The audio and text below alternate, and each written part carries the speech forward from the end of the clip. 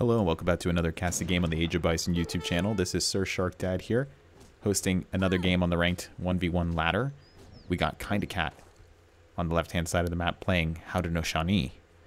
And then on the right side, thank you, sir, box to box. And he's going to be playing Inca on the right side of the map. Appreciate you letting us cast over your game. And we are on the beautiful map of Saguenay. I have talked extensively about this map, and we were remarking earlier that this is definitely one of the favorites for the community. Ooh, that house is going way up there. And I'm joined here by my co-caster Platypus Slayer, famous in the community at this point. What are you thinking about this native Civ matchup? Not too many that we get on the ladder these days. I would say I'm about as famous as Haudenosaunee is consistently played on the ladder. For those that don't know, Haud usually sits around a 1% to 2% play rate. Yet most people consider it one of the strongest Civs of the day. So I'm hoping that we will get to see different ways to play it. I definitely feel like KindaCat is an experimenter. This is someone that likes to mix things up, use underutilized parts of a Civ. So if you've been, curious about Haudenosaunee, I'm really hoping that this game will showcase the variety that you can apply to the Civ. It's not just the classic Forkanya big button rush, right? Like there's more to it. Yeah, absolutely. And you and I both, I play both of these Civs, but you and I are both proud Haud mains. So, it's just always nice to see them. They're great Civ, but, definitely underutilized. And so let's go ahead and take a look at the decks. Box to box already sending in a card. He opened up. He has a one Kancha start into a Tambo, his trading post. So American allies, he could be going for a native embassy rush here.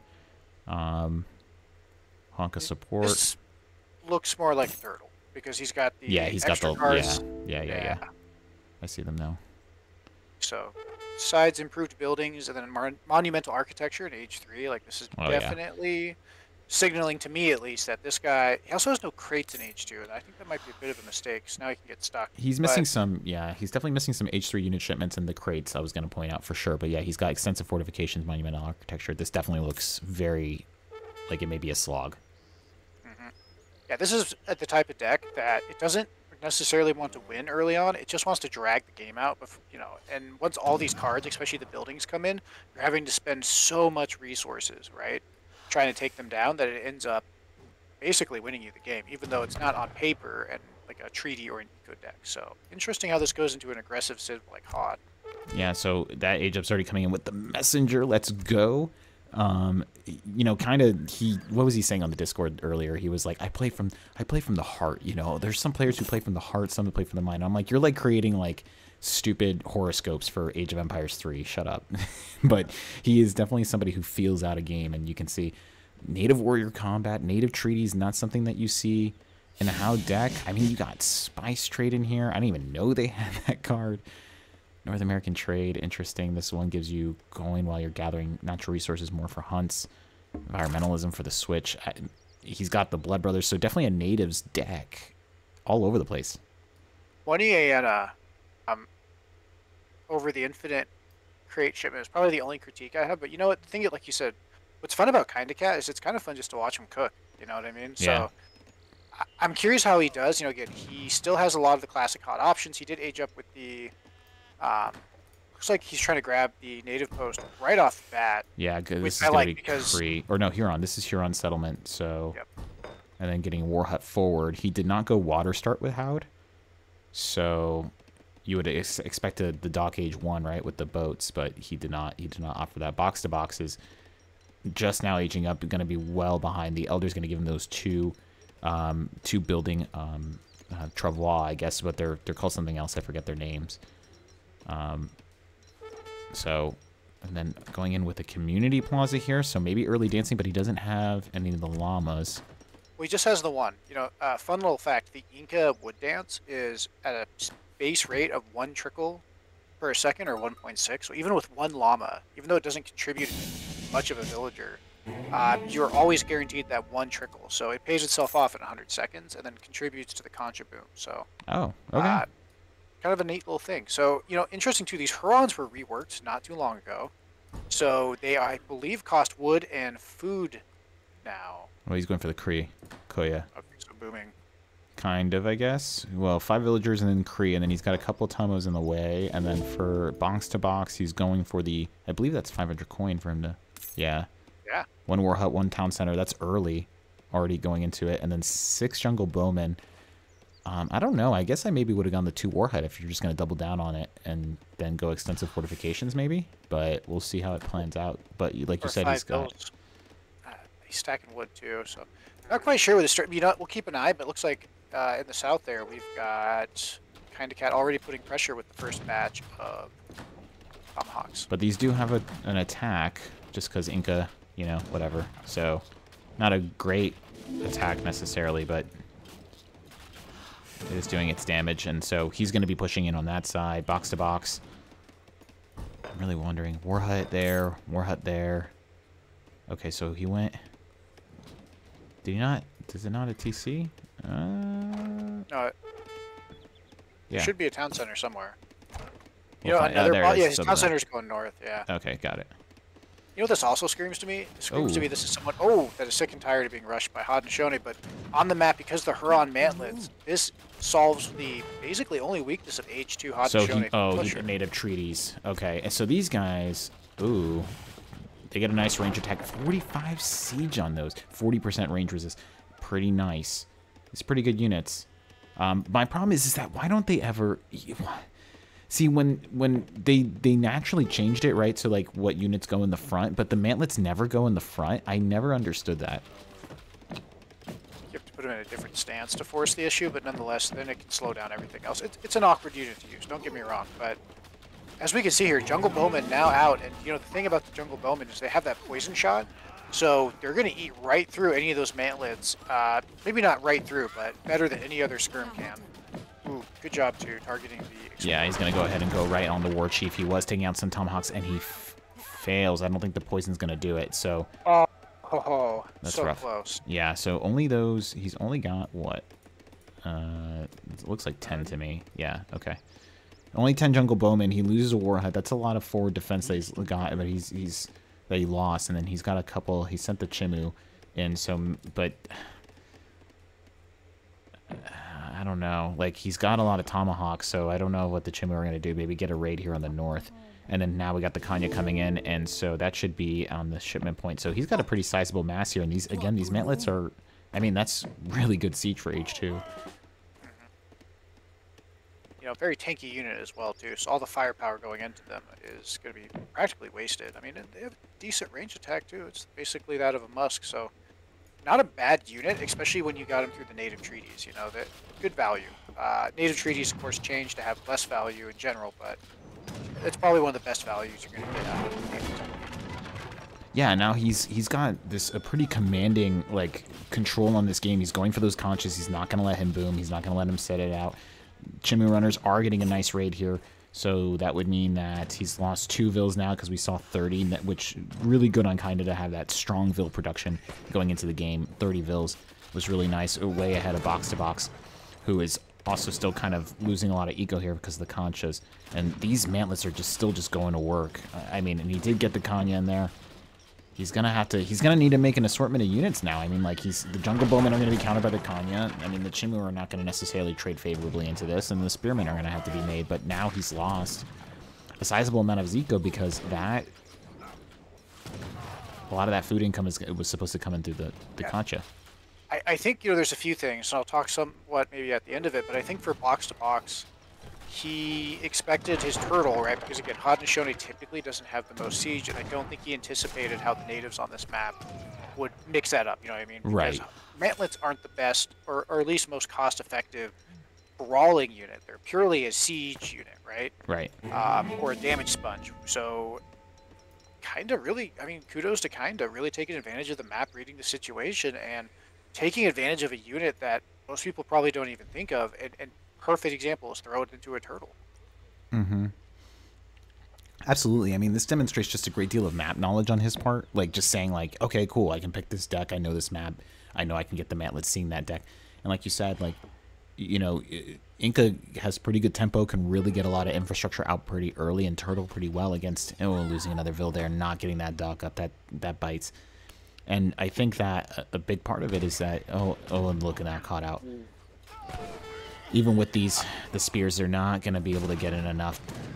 Maybe one Kanya going to go down. There we go. But, I mean, he's going to lose all these units, unfortunately, for box to box. And I was just going to finish on my last thought there is that, you know, you think, like you said, you're going to get the infrastructure out, but then he's got these mantlets and he gets this huge pop of units. And that's just, it's just totally unexpected for how to really take advantage of natives on maps. So, I don't know, maybe new meta. Exactly, you know, and kind of just stacking a little bit of res here, but he's under a lot of pressure. I really think Inca messed up by putting so much of their army out. You know, I mean, it's one thing to raid, but I think that was a bit of a misplay. And just like that, I think Kinda's in kind of a commanding spot from here on out. But again, Inca, especially with that deck, if they get their full conscious up and get to age 3, they're just going to spam War Hut after War Hut and tanky building after tanky building. And, you know, Prawn Mantlets are good, but they're not... Yeah. Yeah, I say just go, don't even send this. Go extensive fortifications, get all these vills on wood and really build it out if you're gonna lean into it. He already does have the 2 war huts, so I mean, why not? He's gonna continue to try to raid. He's buying himself some time. I mean, this is a lot of food that he's floating. I would imagine maybe trying to go for Fortress Age, but he doesn't necessarily have a lot in Fortress Age to really benefit from except the fort and pushing in here on this side, as he's kind of giving the runaround to KindaCat's army, which is kind of, I don't know, kind of lost here in the back line trying to get after these Chimu. I think so. Some more Warhawk coming down, but still, like, he has to be able to deal with the siege. So, and the great thing about KindaCat here is that not only does he get the Huron Mantlets, but also the Courrier de Bois. Yeah, I mean, he gets a huge eco buff at 33 vills. I mean, that's not going to tell the whole eco story. You know what I mean? Like, he's going to have that economic benefit. Natives are just so underutilized by so many players. And you can get those just little benefits but, you know, it's just 100 food, 100 wood. It's really not a lot. And you get a huge benefit as long as it rewards that game knowledge, you know? Well, especially for native civs, I think in particular it's tend to have more like wood and food combos. But if you're doing like a pike rush or a crossbow rush, if you're Malta, like, this is a unit that I think people, especially if you played Legacy, are kind of stuck in the past on. And I really want to commend KindaCat's creativity to, you know, like you said earlier, like, read the map. And, you know, at this point, you know, Inca's way back into the game. Look, they've had 2 town centers. They've been pumping vills. I don't know why they're still behind. Are they trying to age? Yeah, he's floating a lot of res, and he really could have been making a lot more units. I'm not entirely sure. I think he could have aged. He could have done some market abuse. I don't know. Does he has a market? So I don't know exactly what the plan was there. I mean, that's just a macro mistake, honestly. I think it wasn't anticipating enough of your economic boom potential, because now he's at 34, and now that dock is coming down. You know, and I always say this too when we cast, like, we're all mid-level, you know, players. We're all humans. We make tiny mistakes, and when we point these things out, you know, get a box if you're watching. Let's just keep that as like a little self-improvement thing, right? Because it's something that me as a caster, right, when I'm watching this, I'm not having to input all these controls. Like, I float resources too sometimes, especially if I'm under a lot of stress. It's totally natural. But I think especially as Inca, because you're trying to get infrastructure out, like wood and everything else, you want to make sure that you're spending all of your resources efficiently, because you're setting up a base which will then carry you, right, into the superior eco when your conscious are fully boomed. So it's just something when you play Inca, it's not as straightforward. It's like a European civ, right? Like, if you're saving res, it's detrimental for any civ, but for Inca in particular. Oof. Well, he's got this Chimu Reed once again in the back line, and each of them are really going for each other's eco here, so he definitely spotted this out, and he's taking out a ton of vills, seeing this town center, pushing in. I wanted to comment, he did say negative order to combat earlier. Oh, now they're going to go ahead and go into that boat. Smart move. Good job, Kinda. And so these guys, like, he definitely trained a few of them. I'm trying to see if I can get their stats again. 56 siege. You know, it's an impressive H2 unit at this point when they're carded up. So, where did that fort go? Did that fort get caught out underneath? It is right here. Oh, there it is. There it is. Oh, buddy. Okay, he's got Chimu, he sees it. Oh yeah, the Chimu are on top of it. That is so risky. I mean, if Kinda was paying attention, he could have just one-tapped. Yeah, I think he really wants to go for this TC just because these vills are just kind of middling around here. And I feel like maybe box to box is a little overwhelmed. I think maybe he's really honing in on this raid here, which was relatively successful in idling a lot of the eco here for KindaCat. Yeah, I mean, good idea. freaking Inca too with all that wood. Like, he needs to be at 200 pop. But it's hard, especially into all of these like mantlets soaking up all the damage. Oh yeah. And getting buffed by the War Chief and everything else. I mean, it's tough, man. So I think Box is starting to like lose. He's lost so much res that he's gonna get stuck behind Haudenosaunee much stronger army. Yeah, even with him staying in H2, he's like, I'm just gonna continue to just press, you know, and put a lot of pressure on, and I have the siege. Like, you can see, like, we're starting to reach that critical mass, you know, that you're going to be reaching with your units as Haudenosaunee in H2, and they're fine with playing an extensive H2. People don't think it. They think, like, oh, they want to go H3, they want to get their force prowlers. Absolutely not. I'm going to sit in H2, I'm going to get my mantlets, I'm going to get my tomahawks, and, you know, and this fort's going to be going down. Exactly. I'm going to sit in H2 with my triple carded units, and my economy being the same, you know, basically as yours, right? Without a lot of the downsides. Or vastly superior, 40 to 28. Yeah, exactly. You know what I mean? Although, again, Kinda's done a great job being on the top of villager production, even though he's not right this second. And I think Box to Box was not able to get the most value necessarily out of that second DC. The card, the Huanca, I think it's called, or Huanca support. Yeah. It's a tough one for Inca.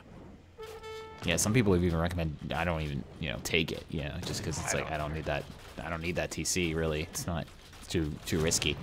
And now, I mean, he's not even really making units. I guess the eco has just been idled to such a point, and his plan has just not come into fruition. And I think he's just having a hard time adapting because he's thinking to himself like, well, I don't want to necessarily make Jungle Bowman into this because the mantlets can soak up damage, and then he also has a corral here. And so I'm going to just continue to make Chimu, see if I can get him off of me. But, I mean, kind of it's just like, all right, fine. I'm just going to press and press and press. I think that's exactly it. And, you know, a lot of Inca's score, even though Inca's score is not that far behind, is all in buildings, right? Of course, we can see this as the caster. But if you're playing as KindaCat, I'm sure he's got to be sweating, right? Because you're like, how much whack-a-mole do I have to play today? Like, I'm burned. Yeah, he's... So much buildings down. Exactly. And this guy is still, like, you know, it's a competitive game. And, you know, it's something to remember when you play Age of Empires 3, that the score isn't like a one-to-one representative thing of like how the game's going. That being said, too, you know, it's Inca. Inca can, you know, as they say, cockroach very well. So let's see here if the Chimu catching out the mantlets.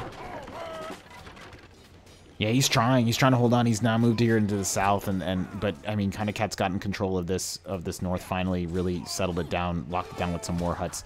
And he still just has this significant mass, and these Tomahawks are going to easily be able to clean up these Chimu, even if they're upgraded, because I believe these Tomahawks are carded, and so their stats are just so good, even for an H2 Tomahawk. They've been improved a lot. Exactly.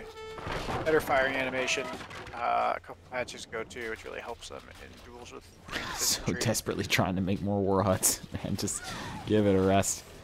Oh, jeez, so rough. And all these villas now going down, and I mean, he didn't even go for the TC. He's just like, I'm not allowing you to get any military production building out. I mean, just totally smothering. What an impressive containment, you know, of a turtle. And this is how you do it into a turtle. Exactly, into a turtle. It's so easy to tilt.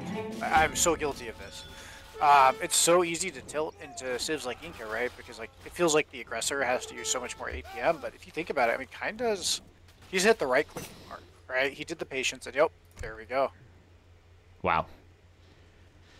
Wow. Okay. Wow. So, I mean, really from the beginning, I mean, kudos to Box, like, you know, really sticking it out and trying to stick to the build, and see how it plays out. I mean, he was able to get the push off and then able to get to H3, but unfortunately it wasn't to any sort of great effect, to really put down the, you know, and I don't know exactly how familiar he is with Inca either.